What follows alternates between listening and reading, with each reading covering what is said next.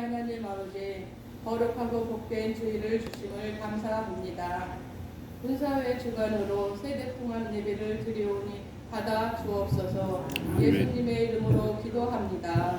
아멘. 다 같이 23장 찬송하겠습니다.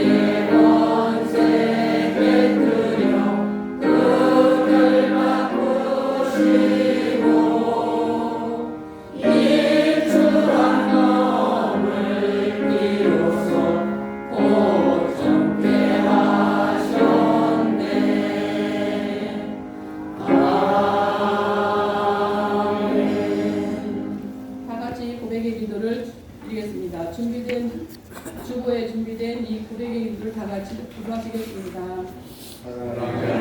아버지, 예수님만 장차온 세상 만물을 심판하시리라. 영원토록 우리를 다스릴 전자이십니다.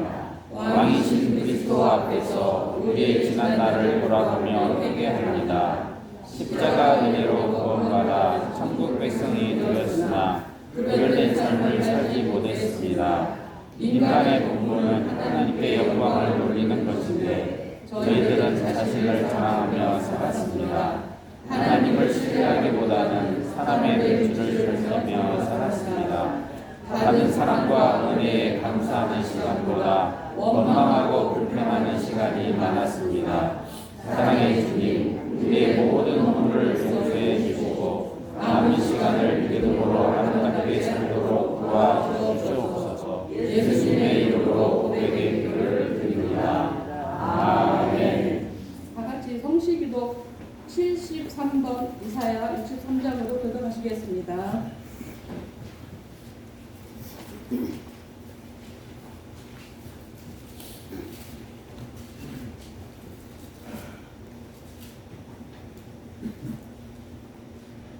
보라, 내 하늘과 새 땅이 창조하니 이전 것은 기억되거나 마음에 생각나지 아니할 것이라. 너희는 내가 창조하는 것으로 말미암아 영원히 기뻐하며 즐거워할 것입니다. 보라, 내가 예루살렘의 즐거운 성으로 창조하며 그 성을 기쁨으로 삼고 내가 예루살렘을 즐거워하며 나의 백성을 기뻐하리니 우는 소리와 부르는 소리가 그 가운데서 다시 들리지 아니할 것이며 이리와 어린 양이 함께 먹을 것이며 사자와 소처럼 짐을 먹을 것이며 배를 흙으로 양식으로 삼을 것이니 나의 상상이 상상하고 상황도 소리니 여호와께서 말씀하시니라. 아멘.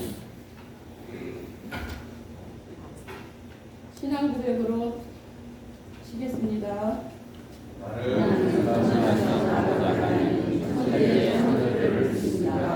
나는 그의 위대하신 나를 우리 주 예수 그리스도를 믿습니다.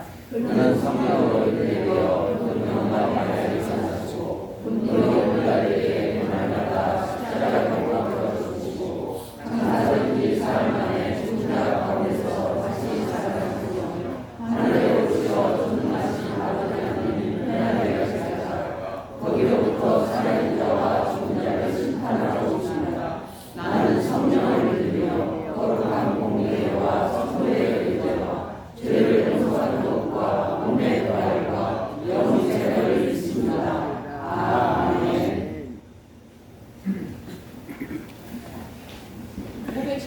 신부통 다 같이 하신 후에 신부통을 담은 기도하시겠습니다.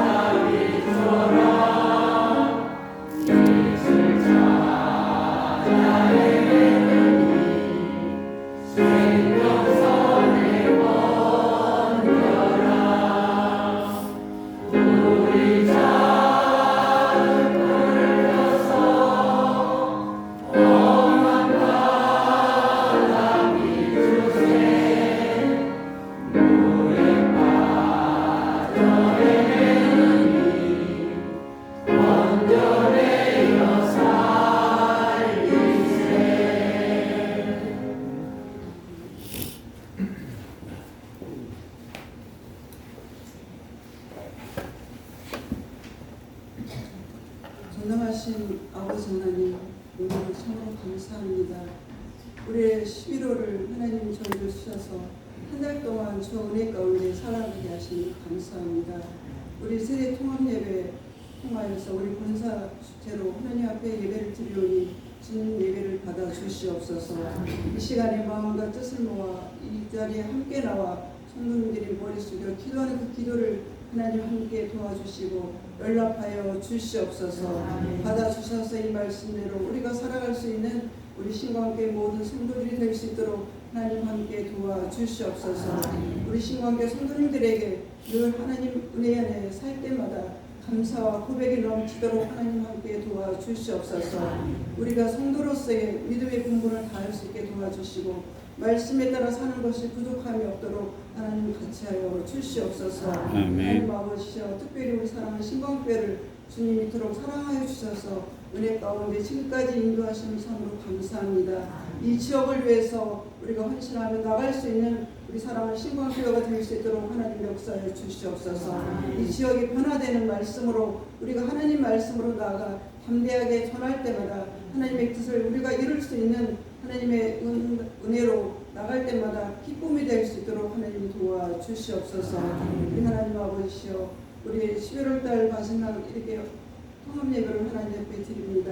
주님, 우리가 언제 1월에 시작했지만 12월 막바지에 달해 있습니다. 주님께서 우리가 계획하고 세웠던 모든 것들이 있었으나 그 뜻대로 살아가지 못함을 고백합니다. 주님, 머릿속은 저희들을 불쌍히 여겨주시고 용서하여 주시옵소서. 우리가 그 말씀대로 살아가지 못했지만 하나님, 내년에 1일도 앞세우며 나가고자 합니다. 그러나 우리의 부족함이 많은 것을 용서하시고 우리가 새로운 마음을 가지고 또 하나님의 뜻을 잘 감당할 수 있는 지혜도 허락하여 주시옵소서. 믿음으로 우리가 분별되고 주님의 자녀롭게 아름답게 살아갈 수 있는 모습도 저희들에게 은혜를 베풀어 주시옵소서. 우리 교회 또 하나님 말씀으로 살아 움직일 줄 합니다. 항상 하나님 말씀에 우리가 살아서 그 뜻을 잘 이룰 때 하나님 앞에 뜻을 영광을 올려드릴 수 있도록 하나님 같이 하여 주시옵소서. 아버지 하나님, 이 나라 이 민족을 위해서 기도합니다. 이 나라 민족이 바로 설 수 있도록 하나님 도와주시옵소서. 공의롭고 정의로운 이 나라 이 땅이 될 수 있도록 도와주시옵소서. 아버지 하나님, 이 나라가 너무나 혼란스러운 가운데 우리 국민들이 믿지 못하고 힘들어 살아가고 있습니다. 그러나 이 나라 민족을 주님께서 지금까지 인도해 주셨습니다. 하나님, 이웃나라에서도 안전하게 지켜주시고 우리 한국 이 땅에 바로 설 수 있도록 하나님 교회가 새로워지게 도와주시고 우리의 나라가 바로 설 수 있도록 하나님 역사해 주시옵소서. 우리 한국교회가 기도할 때마다 나라를 위해서 기도하는 우리 한국교회가 되고 우리의 성도님들이 될 수 있도록 하나님 역사하여 주시옵소서. 시간 우리 목사님 다리에 세우셨습니다. 성령님께서 함께 도와주시고 능력의 발로 붙들어 주시옵소서. 하나님 말씀 표현하실 때에 그 말씀을 들을 때마다 저희들이 마음이 새로워지게 하시고 목사님에게 영역을 더하실 때마다 그 선포되는 말씀이 온전하게 마음에 새겨 우리가 한 주간을 또 살아가는 데에 부족함이 없도록 하나님 도와주시옵소서. 오늘도 이 말씀 순서마다 우리 하나님 함께 줄 믿습니다. 감사합니다. 거룩하신 예수 그리스도의 이름으로 감사하며 기도하옵나이다. 아멘.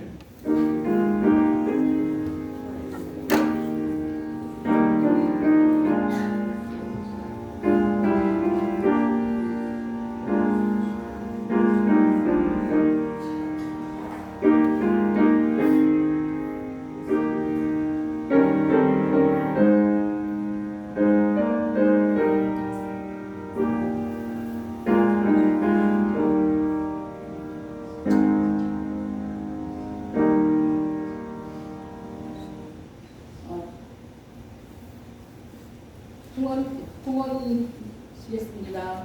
감사와 봉헌으로 하시고 담임 목사님께서 봉헌기도 하시겠습니다.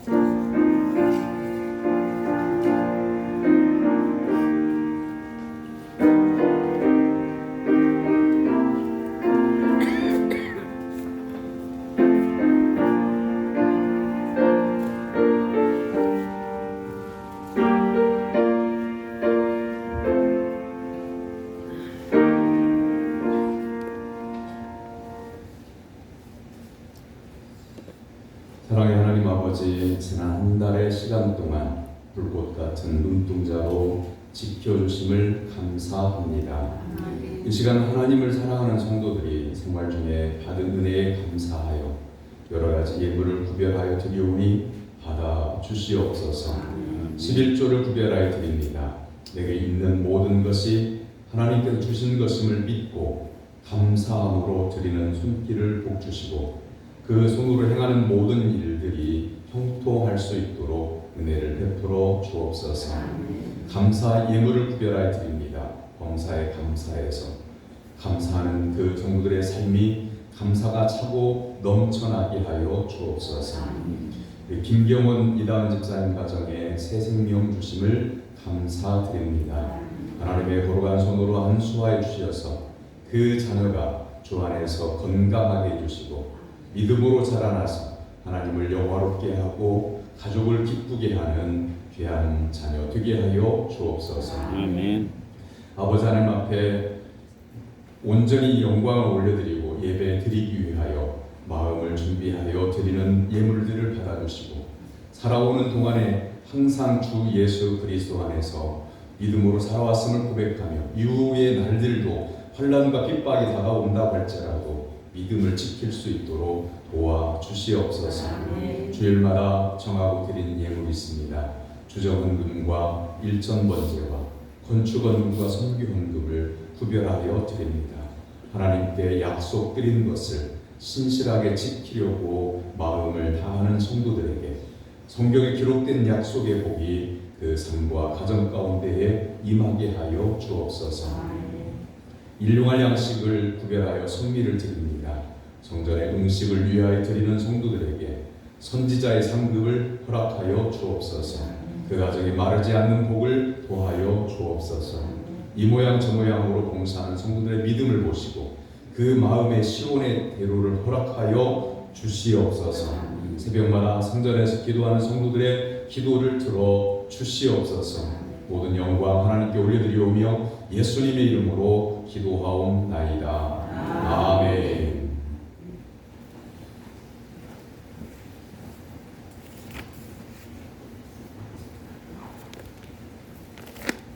성경 말씀 마태복음 5장 13절에서 20절 말씀입니다.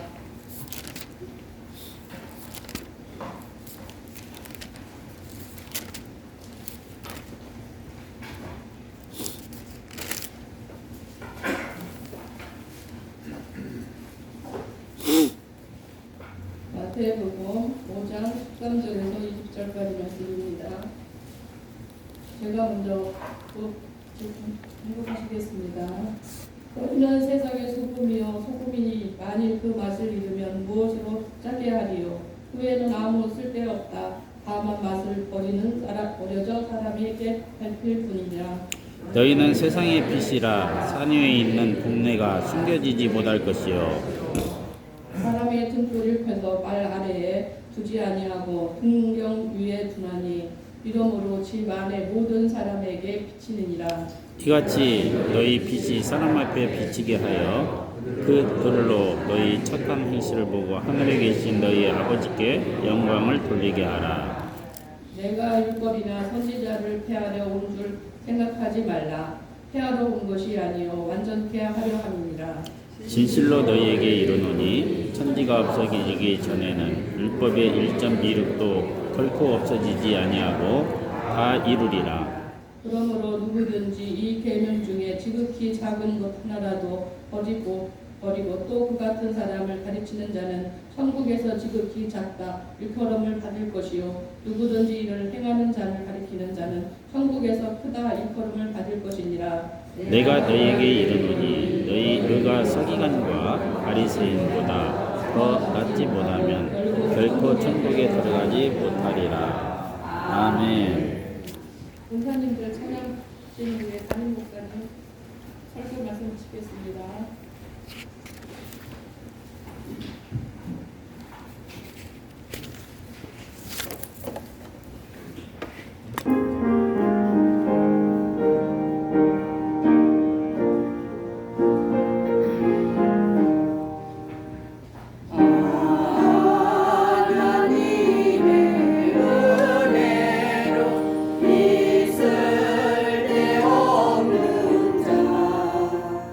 왜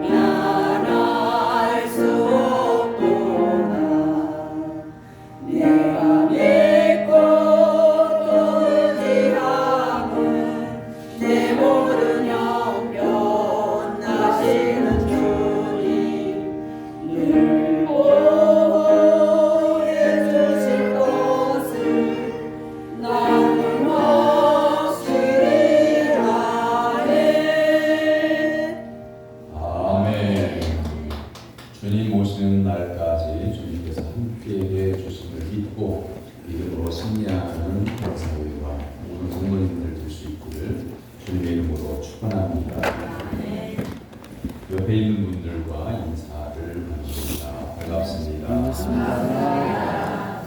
말씀의 은혜 받읍시다. 말씀의 은혜 받읍시다. 주 안에 살아가고 존경합니다. 주 안에서 살아가고 너무 존경합니다. 여러분은 구약의 율법을 어떻게 생각하십니까? 예수님은 마태복음 5장에서 산상수훈을 말씀하실 때에 8가지의 복을 말씀하시고 또 소금과 빛에 관해서 말씀하시고 율법에 관하여 말씀하십니다. 소금은 맛을 내게 하며 썩는 것을 방지하죠. 민수기 18장 19절의 말씀에는 여호와 앞에 너와 내 후손에게 영원한 소금 언약이라. 소금 언약이라고 이런 말씀이 나오는데 변하지 않는 언약을 말씀하고 있는 거죠. 그리고 예수님께서 말씀하시는 빛은 구원자 예수 그리스도에 관한 말씀이죠. 구약에서 하나님의 종이 이방의 빛이 되리라 하신 예언이 이루어진 것이 바로 예수님의 오심을 가리켜서 예언한 말씀이죠. 요한복음 1장 9절은 참빛 곧 세상에 와서 각 사람에게 비추는 빛이라고 예수님을 소개합니다. 또 예수님은 자신에 대해서 요한복음 8장 12절에서 나는 세상의 빛이니 나를 따르는 자는 어둠에 다니지 아니하고 생명의 빛을 얻으리라 이렇게 말씀하십니다. 예수님께서 우리가 참 빛을 받아서 세상에서 작은 빛이 될 것을 말씀하신 것이 바로 본문 말씀입니다. 결론적인 말씀인데요. 성경을 지식적으로 머리에 담기만 하고 실천하지 않으면 빛이 나지 않습니다. 그런데 말씀을 다 알지 못해도 들은 말씀을 하나님의 말씀으로 믿고 아멘으로 그 말씀을 화답하고 삶 가운데 작은 말씀이라도 실천하지 않으면 그런 빛이 나게 돼 있어요. 건전지를 예를 들어 볼까요? 건전지에 조금이라도 축적된 양이 남아 있으면 희미한 빛이라고 하는 거예요. 완전히 방전되면 어떻게 해도 빛이 나지 않습니다. 우리는 마치 건전지 같아요. 참 빛이신 예수님의 말씀을 아멘으로 받아들이면 내 안에 충전이 된 거예요. 그걸 성경적으로는 성령 충만이라고 해요. 그게 은혜가 또 충만한 거예요. 성령 충만하면요 은혜가 충만해져요. 말씀의 은혜를 받잖아요. 성령이 충만해져요. 은혜가 충만해지면요 기쁨이 와요. 내가 기뻐해야 되겠다. 우울할 때, 기분이 나쁠 때 기분 전환해야지 노력하고 애쓰고 해도 쉽지 않아요. 그런데 말씀의 은혜를 받고 예수 그리스도를 나의 주인으로 모시면 성령이 충만해져 신령한 기쁨이 우리의 심령 가운데서 솟아나게 된다는 것을 믿으시길 주님의 이름으로 축원합니다. 아멘. 그러면 빛이 나기 시작하는 거예요. 성경 지식이 많다고 해서 사람이 빛이 나는 게 아니에요. 아는 것은 많지만 실천하지 않으면 작은 것이라도 실천하지 않으면 아는 것이 오히려 그게 교만한 거고요. 그리고 지식은 교만하게 하며 고린도전서 8장 1절에 3절까지 말씀해서 지식에 관하여 이렇게 말씀하고 있어요. 자, 율법과 선지자를 잠깐 설명합니다. 율법은 모세오경이 대표적인 율법서죠. 그리고 선지자는 예언서의 말씀을 선지자라고 이렇게 비유를 하는 거지 선지자의 지칭하는 그런 말씀이 아닙니다. 크게 보아서 율법과 선지자라고 하는 이 말씀은요 구약 성경을 가리킵니다. 우리는 구약의 말씀을 신약의 말씀과 똑같이 믿고 지켜야 하는지 질문하는 성도들이 있더라고요. 우리는 지금 예수님이 오신 이후에 신약 시대에 살고 있고 성령 시대에 살고 있는데 예수님 모시기 전 구약 시대의 대표적인 율법들을 지금도 지켜야 되냐, 이 신약 시대, 은혜의 시대에 지켜야 되냐 이렇게 묻는 그런 사람들도 있습니다. 그런데 오늘 본문 가운데 17절의 말씀을 보실래요? 내가 율법이나 선지자를 폐하러 온 줄로 생각하지 마라. 폐하러 온 것이 아니요 완전하게 하려 합니다. 율법을 폐하지 아니하고 완전하게 하려고 하셨다. 예전에 우리 교회 아니고요 옛날에 헌금 봉투를 이렇게 올려서 드린 성도의 이름을 부르며 기도했던 그런 소식이 있었어요. 그런데 감사헌금 봉투에 이름은 써 있지 않고요 이런 말이 써 있어요. 11조는 구약의 유대인들의 세금이었습니다. 신약시대의 헌금이 아닙니다. 문장 그대로 제가 옮긴 거예요. 그렇게 써가지고 올렸어요. 어떻게 해야 될까요? 그 즉시 그 자리에서 성경을 등록해서 가르치면 그 당사자가 아멘하고 받아들일 것 같지가 않아요. 그걸요 그래서 책상 위에다 한쪽에다 두고 계속 기도하는 거죠. 하나님 이런 성도에게 참 믿음을 심어주옵소서. 성경을 가르칠 수는 있죠. 그러나 그 마음속에 참 믿음이 생기지 않으면 성경을 다 찾아서 읽어주고 가르친다고 해서 그 사람 믿는 게 아니잖아요. 마음으로 믿어야 되는데, 그죠? 마음으로.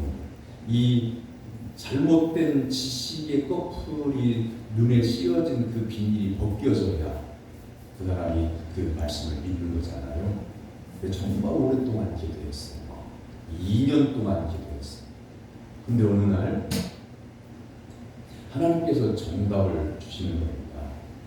자, 마태복음 23장 23절에 화 있을진저 외식하는 서기관들과 바리새인들이요 너희가 박하와 일양과 근처의 11조는 들이되 율법에 더 중한 바 정의와 긍휼과 믿음은 버렸도다.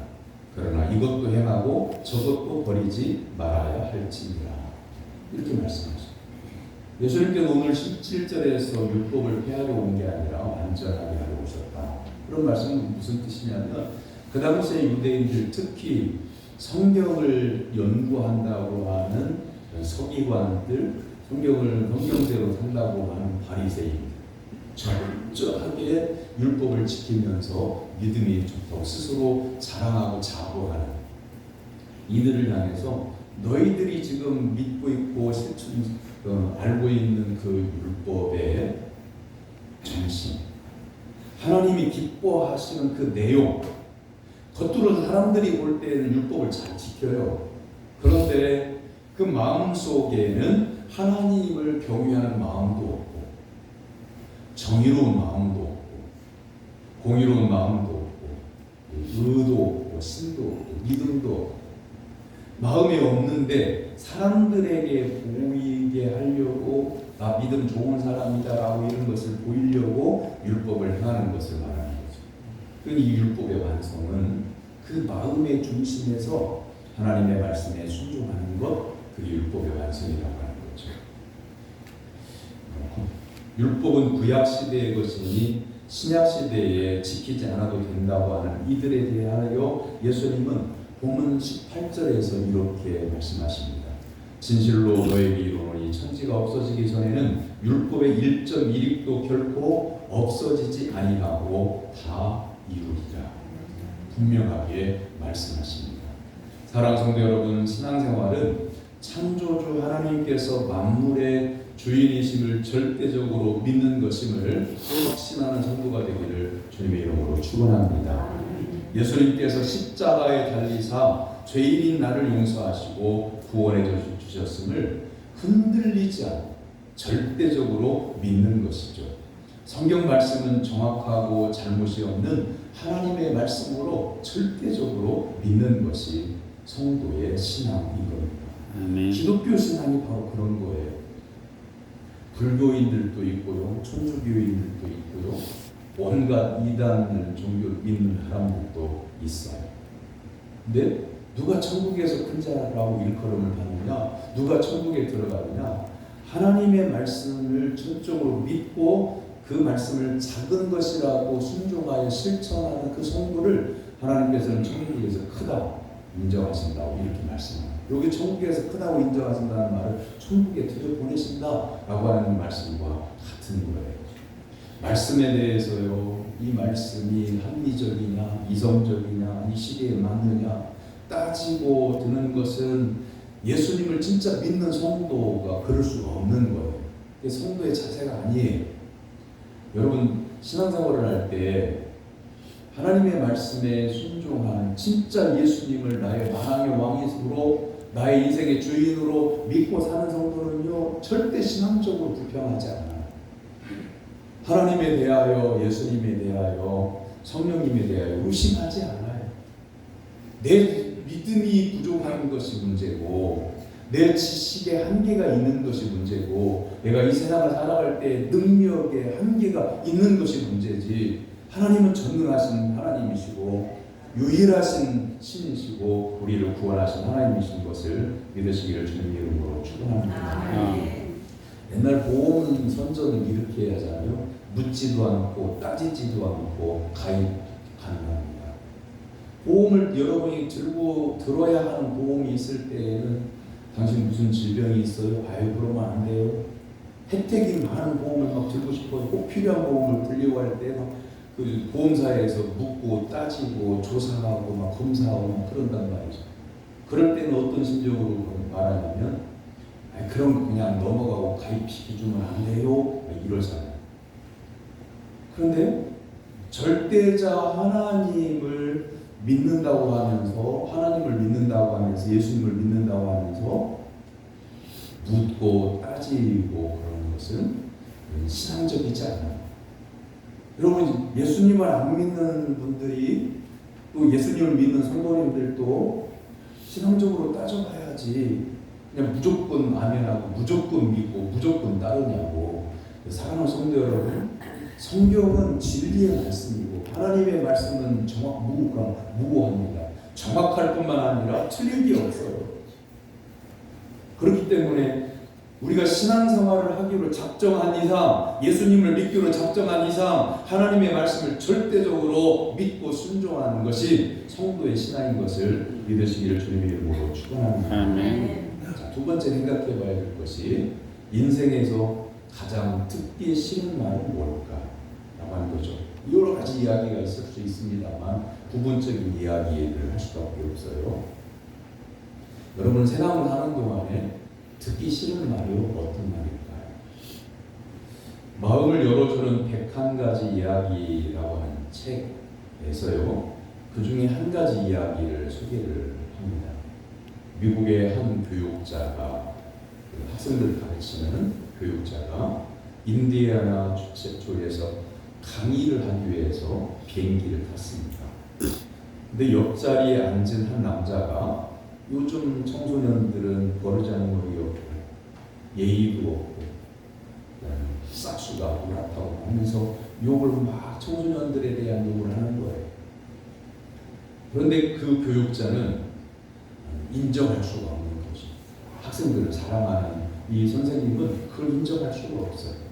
뿐만 아니라 신문을 입고 가고 있는데 그 신문에 난 기사를 보고 있는데 그 기사가 어떤 기사냐면 15살 소년이 뇌종양에 걸려가지고 수술을 하기 위해서 머리를 싹 밀었어요.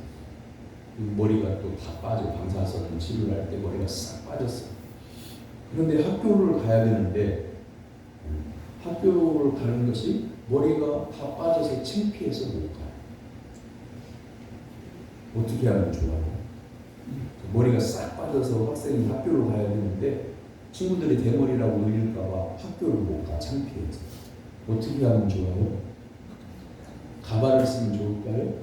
네. 머리 이식을 하면 될까요? 근데요, 그 반 학생들이 머리를 다 밀어요. 여학생이든 남학생이든 머리를 빡빡 다 깎아요. 그래서 친구한테 말하죠. 야, 너 오랜만이다. 그러면서 이 15살 소년이 보니까 자기 반 친구들이 다 빡빡으로 밀었거든요. 눈물을 흘리면서 학교 가는 것을 창피하게 여기지 않아요. 이것이 바로 빛이죠. 예수님을 믿는 성도가 작은 말씀이라도 성경 지식은 66권의 지식은 다 없으나 오늘 아침에 새벽에 읽었던 말씀, 새벽에 들려주신 말씀, 난 예배 때 들려주신 말씀, 그래 이 말씀은 실천해야겠다 하고 실천한 사람, 서로 사랑하라 그러면 집에 돌아가서 가족들을 사랑하고 자녀들에게 밥을 퍼주면서 사랑하는 마음으로 또 그 밥을 푸고 국을 끓이고 반찬을 하는데 여러분 어머니의 사랑이 믿음의 사랑이 녹아져 있는 그 음식을 먹는 자녀들이 남편이 왠지 다른 때보다 그 맛이 달아요. 사랑으로 만들었다고 하는 거지 그 이전에는 막 화가 나고 짜증나고 그러면 왜 나만 밥을 해야 되냐고 왜 나만 밥 차려줘야 돼 나만 지금 바쁘고 힘들고 지치고 그런데 이 지친 몸으로 밥 차려달라고 하면 불평을 하면서 밥상을 차렸을 때는 가족들이 왠지 밥 있어요. 근데 말씀의 은혜 받고 그래 오늘부터 한마디의 말씀이라도 한 절의 말씀이라도 내가 실천해야지. 사랑으로 차려주는 밥을 먹고요.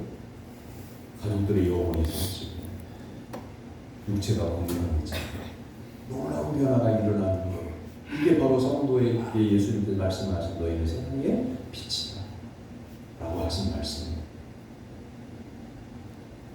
이 등불을 켜서 말 아래 두지 아니하고 지금은 말을 사용하지 않아요. 아마 여러분 오래된 창고가 있다고 하면 그 창고 안에 저 깊숙이 말이 들어져 있을지 몰라요. 먼지가 쌓여서 등불을 켜가지고 말 속에다가 집어넣는 사람이 어디 있어요? 말을 놓고 그 위에다가 놓아서 조금이라도 높은 곳에 놓아서 환하게 비치게 하려고 하죠. 너희는 세상의 빛이다 라고 하신 말씀을 듣고 그 말씀에 순종해서 살아갈 때에 여러분 가족이 그걸 보고 있는 거예요.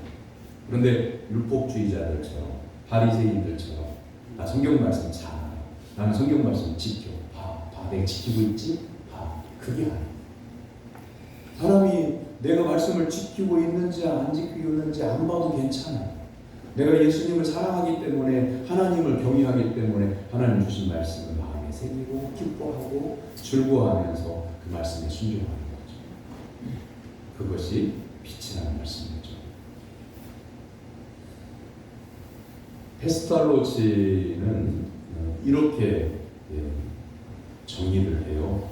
학교에서 선생님에게 배운 도덕의 부스러기 지식은 집에 오다 도랑을 넘어서면서 잊어버린다. 그러나 이웃 아이와 따뜻한 빵 한 조각을 같이 나눠 먹었을 때에 느낀 훈훈한 감정은 평생 잊히지 않는다. 여러분 지식적으로 공부한 성경 공부, 그 성경 공부를 하고 집으로 돌아가다가 또랑이 있어서 의차하고 뛰어넘는 순간 머릿속이 흔들려가지고 싹 잊어버릴 수 있어요. 그런데 교회에 와가지고 하나님의 말씀 안에서 하나님의 따뜻한 사랑과 예수 그리스도의 그 따뜻한 은혜를 경험한 성도는 따뜻한 마음을 가지고 말씀의 빛을 가지고 가족에게 가고 친구를 만나고 이웃을 만나고 직장에 나가고 사람이 바라볼 때에 달라졌어요. 얼굴에 미소가 있고 얼굴에 빛이 나요. 말하는 것이 옛날에는 막 빽빽거리고 불만 불평이고 그랬던 사람이 10년이 변화되니까 말이 부드러워졌어요. 단어가 거친 단어들이 사라졌어요. 여러분은 듣기 싫어하는 말이 뭘까요? 초등학생들한테 가장 듣기 싫어하는 말이 뭐냐 이렇게 물어봤어요. 그랬더니 5위가요. 일찍 일어나라, 너 빨리 일어나라 말이. 이 아침에 10분이라도 더 자고 싶은데 이불에다가 엄마가 엉덩이를 때리면서 일어나라, 등짝으로 때리면서 일어나라. 자녀를 위해서 학교를 가기 위해서 밥을 먹여서 보내기 위해서 자녀를 위해서 깨우는 거잖아요. 근데 자녀를 위해서 깨우는 엄마가 나중에 성질이 나요. 아이를 깨우다가 성질이 나요. 그러니까 막 아침부터 그냥 대바람에 막 아직 일어나지도 않는 아이에다가 잠에서 깰랑말랑 더 자고 싶어하고 있는 그 아이에다가 막 모진 말하는 거예요. 너희놈 자식, 새벽까지 안 일어나면 내가 너 평생 밥 주나. 그 아이가 그 말을 듣고 자라난 아이가 평생 거지가 되는 걸 어떻게 알겠어요? 마음의 상처가 난 말도 잊혀지지 않는 거예요. 그 엄마가, 그 아버지가 나 너에게 네가 7살 때, 네가 10살 때 학교 가라고 깨워도 안 깨가지고 내가 화가 나고 이렇게 말하는 거 미안하다. 잘못했다. 또 마음의 상처, 난 그것을 네가 평생 안고 살았는데 정말 이 아빠가 미안하다 해서 풀어줘야 그때 상 풀리는데 상처는요 흔적이 나요. 그래서 아버지가 그걸 미안하다고 하고 하나님 나라 가신 이후에도요 마음에는 원통함 같은 건 없어요. 그러나 살다가 문득 그게 생각나는 거예요. 그래서 여러분 말하는 게 참 자녀들에게 특히 말을 잘해요. 네 번째는 초등학생들에게 물어봤어요. 어떤 말이 제일 듣기 싫으냐? 네 번째가 빨리 자라. 그 다음에 세 번째가 정리정돈해라. 이게 뭐냐? 이게 이 집 구석이 이게 뭐냐? 이게 응? 돼지 우리 집. 그러면서 정리하라.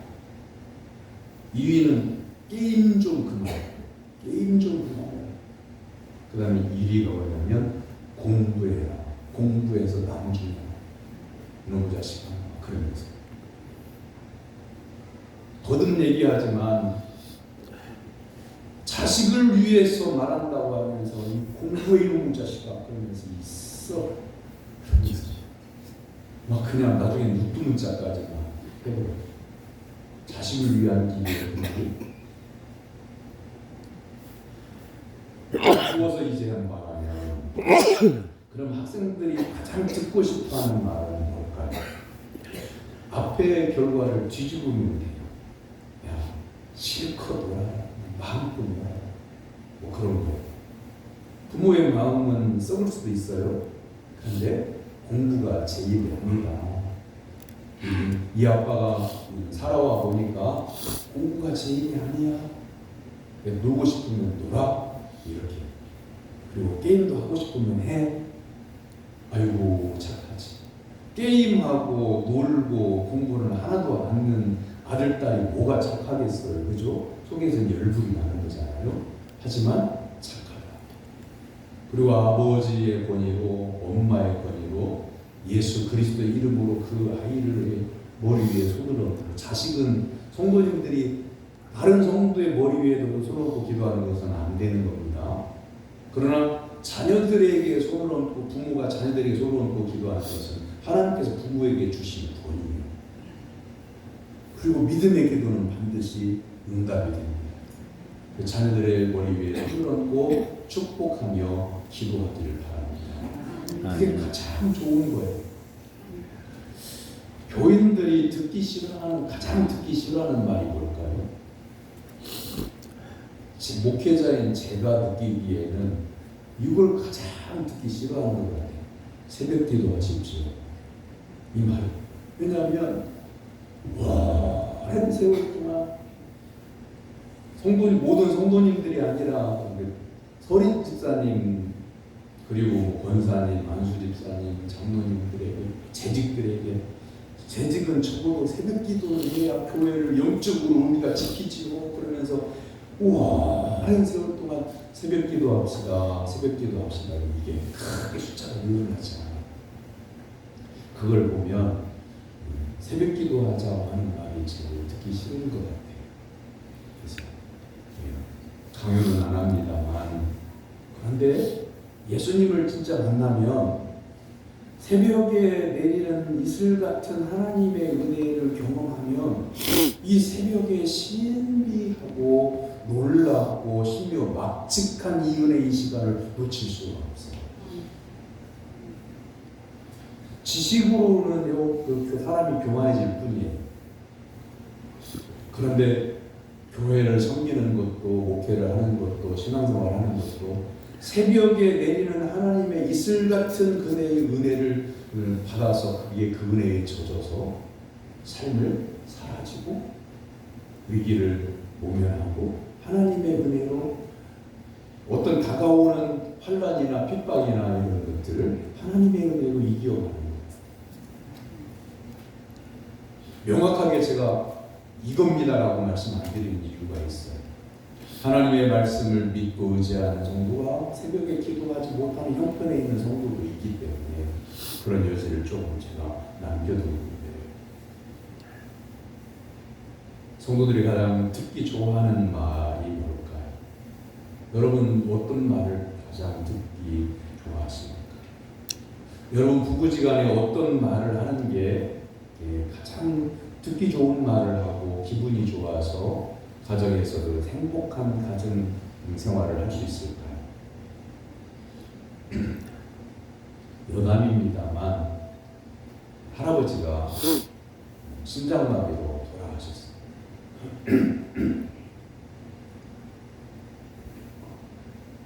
근데 할머니가 울지를 않으셔요. 부인되는 할머니가 안 우셔요. 남편이 돌아가십니다. 그것도 심장마비로 갑자기 돌아가셔요. 병원에서 의사 선생님이 사망 진단을 내리고, 그리고 영안실로 이제 직원이 침대에 그 할아버지를 눕혀서 영안실로 이동하는 거예요. 할머니가 뒤에서 이렇게 따라가셔. 근데 이 침대가, 바퀴 달린 침대가 굴러가는 동안에 이게 덜컹거리니까 할아버지가 심장이 다시 살아나가지고 깨어났어요. 그러면서 그 할아버지가 할머니한테 말이 잘 안 나오죠. 충격으로 심장이 마비가 돼서 돌아가셨기 때문에 몸이 굳어져 가고 있기 때문에 말이 잘 안 나오는 상태에서 할머니 손짓을 하면서 나 살았어요. 할머니가 들은 척도 안 해요. 할아버지 눈을 안 마주치려고 다른 쪽으로. 이제 할아버지가 이제 영안실에 냉동고에 들어가게 생기니까 다급해가지고 이봐 마누라 나 살아났다니까 막 그러니까 나 의사한테 빨리 얘기해서 조치 취하라고 막 이렇게 소리를 지르니까 할머니가 그 할아버지 남편한테 하는 말, 의사가 죽었다는데 뭐가 이렇게 시끄럽냐, 그냥 웃자고 하는 얘기 같지만 잘 생각해봐요. 그 할머니는 할아버지에게 뭔가 평생 맺혔습니다. 한 번 죽었으면 그걸로 끝나지. 왜 살아나냐고 이렇게 푸념을 하실까요? 여러분 부모 자식 간에 지금 하고 있는 말은 괜찮습니까? 부부지간에 하고 있는 말은 괜찮습니까? 그리고 성도 간에 만났을 때, 교회 왔을 때, 여러분 교회에 왔을 때 막 교회가 나오고 싶어서 낮 10시 반이 낮 예배인데 9시 반에 오시는 성도님들도 계세요. 그렇게 오셔가지고 또 그 시간대에 오신 성도님들과 무슨 이야기를 하십니까? 제가 늘 그러잖아요.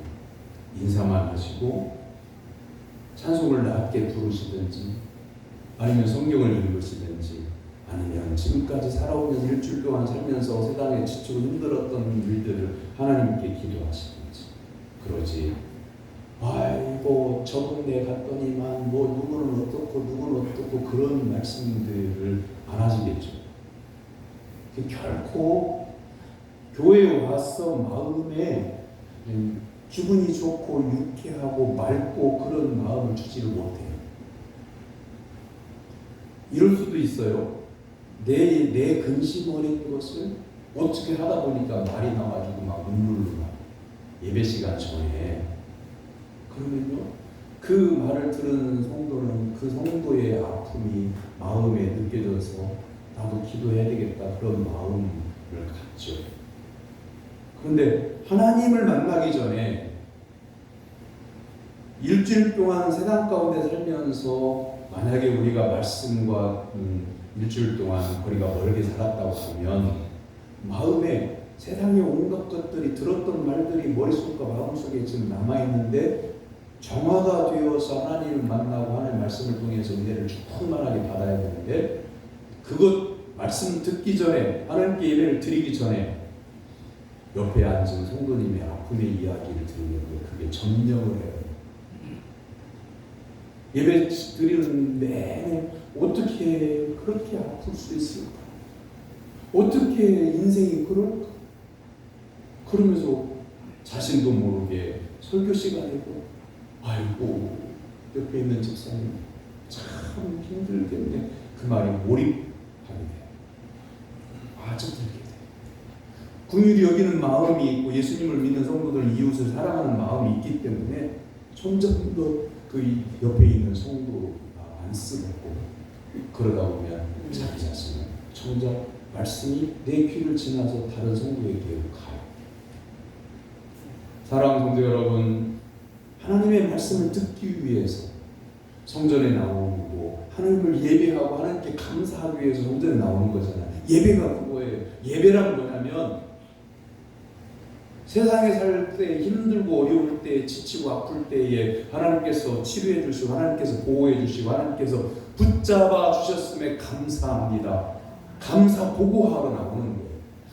감사와 찬송과 기도를 하나님께 올려드리면 하나님은 우리의 기도를 들으시고 우리의 감사를 받으시고 하늘의 문을 여시고 말씀과 복을 내려 주시고 은혜를 베풀어 주시는 것이 바로 예배예요. 이것이 만나는 거예요. 하나님이 우리에게 말씀을 주시고 은혜를 내려주시고 복을 내려주시는 그 은혜가 오고 내가 하나님께 진심으로 감사를 올려드리고 기도를 올려드리고 찬송을 올려드리는 이것이 만나는 이걸 시골이지만 만나는 것을 뭐라고 하면 엔카운터 하나님과 내가 만나는 거예요. 그게 예배예요. 하나님 앞에 나와 기도하러 꾸럭대는 이유가 뭐냐면 여러분 내가 기도 10분 했다? 기도 30분 했다? 나 매일 새벽에 나가서 기도하잖아? 바리새인들처럼 율법주의자들처럼 사람들에게 나 새벽기도 평생 해서 이걸 말하려고 기도하는 게 아니고요. 기도하러 나오는 이유는 하나님의 응답을 받기 위해서 하나님을 만나기 위해서 기도하러 나오는 것임을 잊지 않는 성도가 되기를 주님의 이름으로 축원합니다. 예배를 드리러 왜 나와요? 하나님 만나기 위해서 예배를 드리러 사람 만나고 오는 게 아니에요. 너무 생각이 많으면 어떻게 되냐면 누구는 아픈데 나왔는데 누구는 뭐 힘든 일이 있을 때 나왔을 때 이 막 그거 관심과 사랑 좋아요. 좋은데 하나님을 만나는 것이 좋은데 사람들의 이 기도의 제목을 담다가 하나님을 모실 자리가 모자라요. 생각이라고 하는 게 그래요. 한 생각에 꽂히게 되면 더 이상 다른 것이 들어오지 않아요. 사랑하는 성도 여러분, 예수님은 우리에게 신앙생활하는 태도를 두 가지를 말씀하셔요. 19절, 20절. 그러므로 누구든지 이 계명 중에 지극히 작은 것 하나라도 버리고 또 그같이 사람을 가르치는 자는 천국에서 지극히 작다 일컬음을 받을 것이요. 누구든지 이를 행하며 가르치는 자는 천국에서 크다 일컬음을 받으리라. 내가 너에게 이르노니 너희 의가 서기관과 바리새인보다 더 낫지 못하면 결코 천국에 들어가지 못하리라. 지극히 작은 것을 하나라도 버리고 그 같은 것을 가르치는 자는 천국에서 지극히 작다. 그 말은 뭐냐면 하나님의 말씀을 잘 안돼요. 그러면서 작은 것 하나도 삶에서 실천하지 못해요. 그러면서 성경 말씀을 많이 알기 때문에 만나는 사람마다 마태복음 19장 20절 알아? 천국에 가는 비유가 마태복음 몇 장에 나오는지 알아?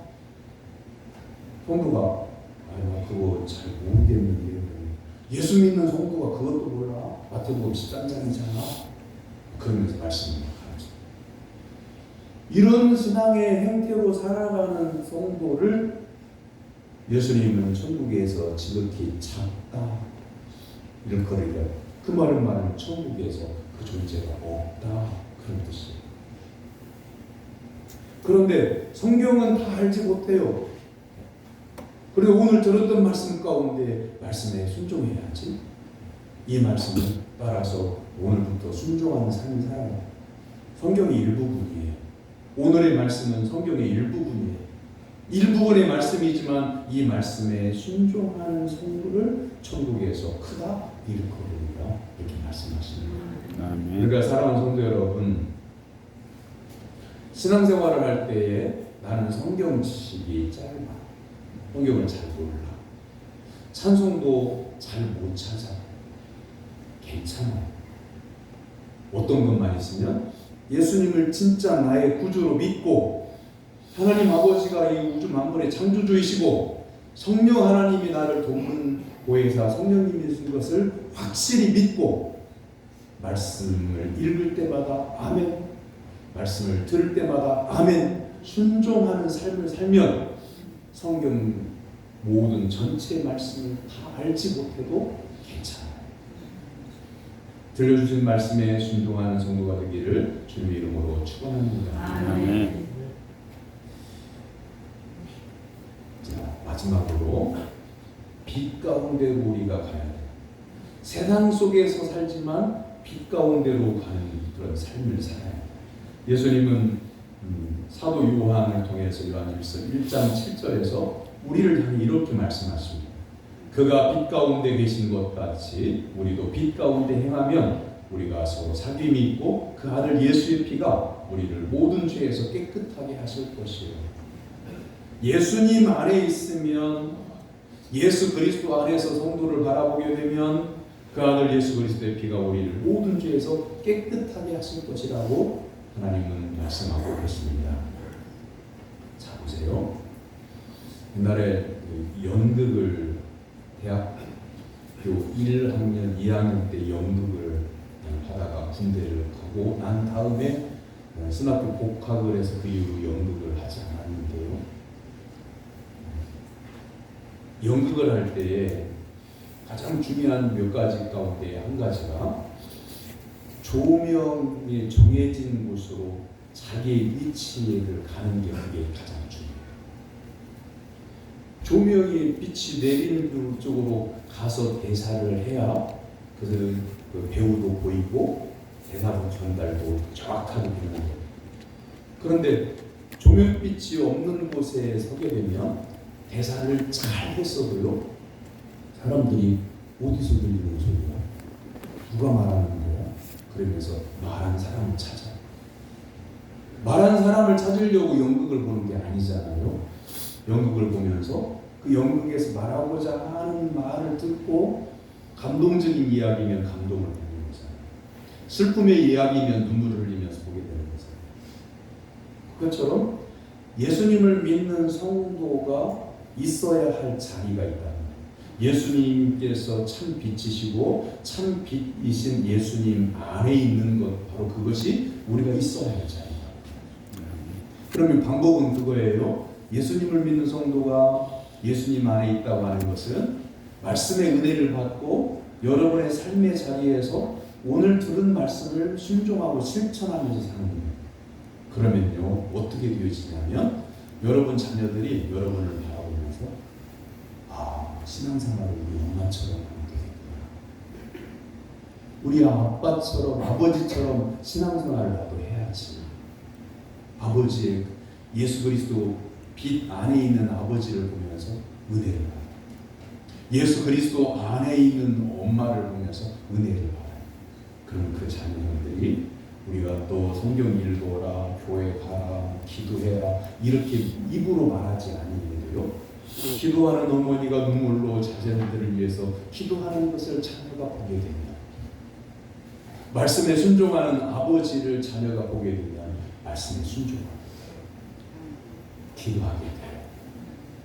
그리고 부모님이 그런 부모님을 의지할 때, 자녀들이 그런 부모님을 의지할 때 부모님이 이렇게 말을 해주는 거예요. 얘야, 나를 의지하지 말고 전능하신 하나님을 의지해라.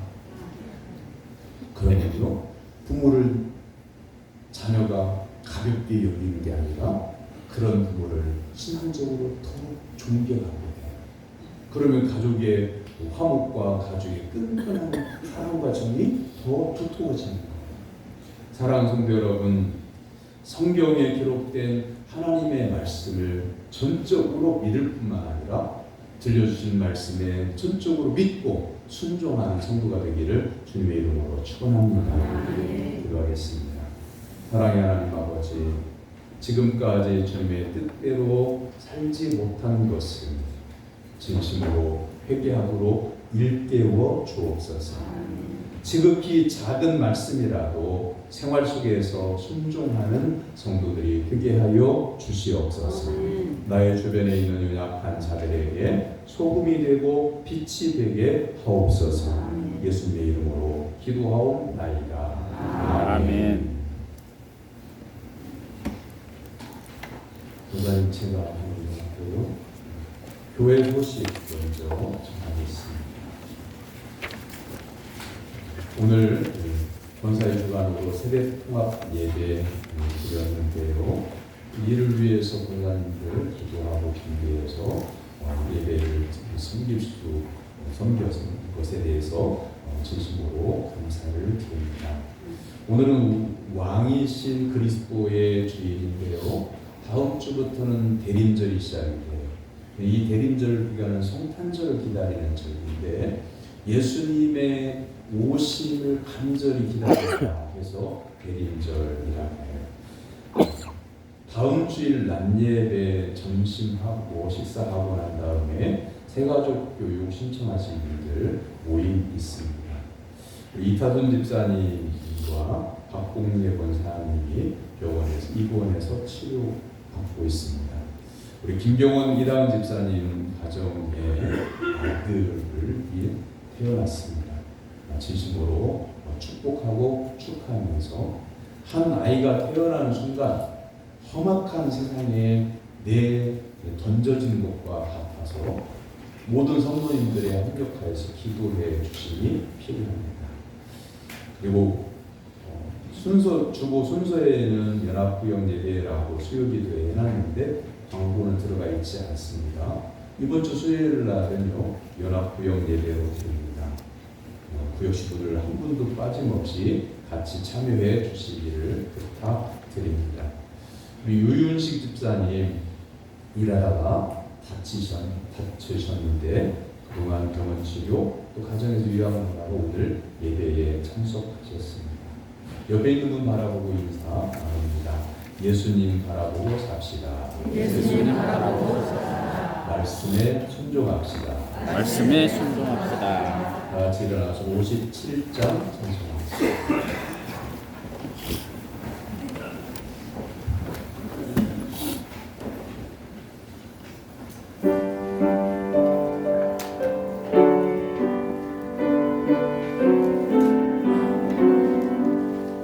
오늘 주신 말씀에 제일 멀어서 세상으로 나가서 살아갈 때에 나 혼자 힘으로 늘 부족하오니 주여 나를 도우사 승리하게 하소서.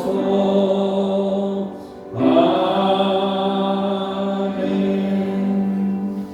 하나님의 사랑과 은혜로 구원받은 사랑하는 성도 여러분, 여러분의 삶의 자리에 나아가 말씀을 실천하며 살 것을 주님의 이름으로 위탁합니다.